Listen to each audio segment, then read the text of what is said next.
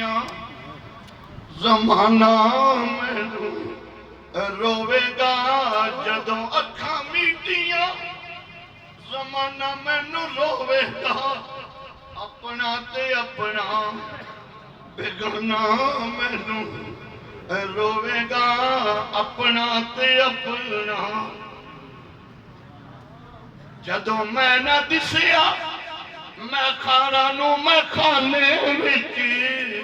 اور جام ٹوٹ جان گے کیا بات ہے اور جام ٹوٹ جان گے میں کھانا مینوں روے گا جام ٹوٹ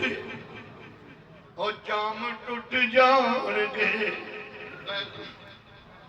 کوئی لوک لوک روے گا یہ تو پتا ادو لگیا جدو اسی ٹرے پھر قدر ہونی ہے یہ مسلک کے رکھوالے سن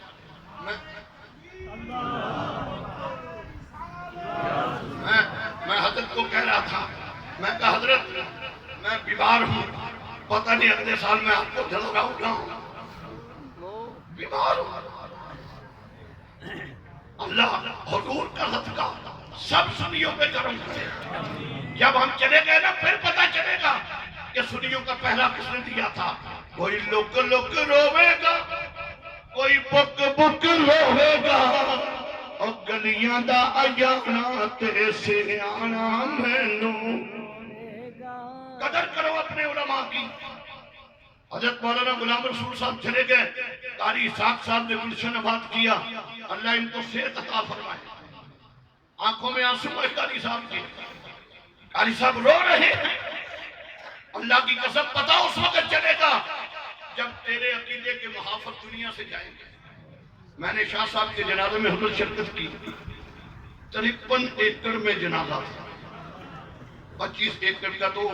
وہ تھا سٹیڈیم اس کے علاوہ کالج تھا سکول تھا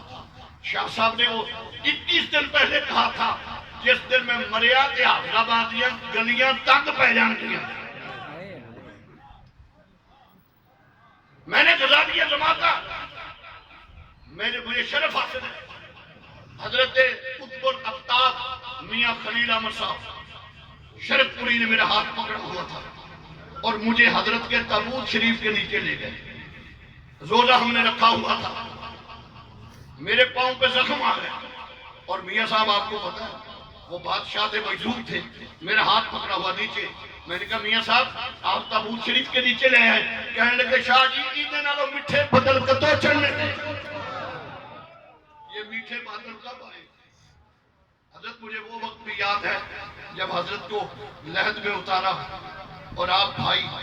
اور بھائیوں کی حالت میں نے دیکھی آپ کے بھائی اور ڈاکٹر صاحب وہ آپ ان کو دلاسا دے رہے تھے حضرت کی آنکھوں میں بھی آنسو